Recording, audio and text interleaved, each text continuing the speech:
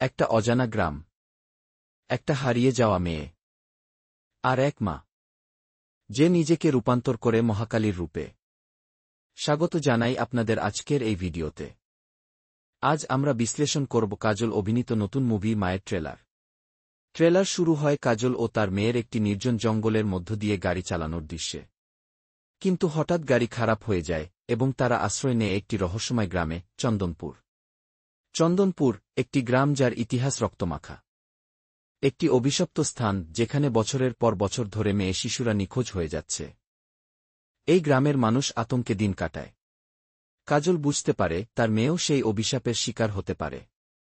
সে শুরু করে খোঁজ। আর তখনই বেরিয়ে আসে এক ভয়ঙ্কর ইতিহাস, এক শক্তিশালী দেবীর গোপন রহস্য।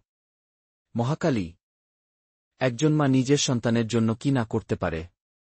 এই প্রশ্নের জবাবই হল মা। এই সিনেমা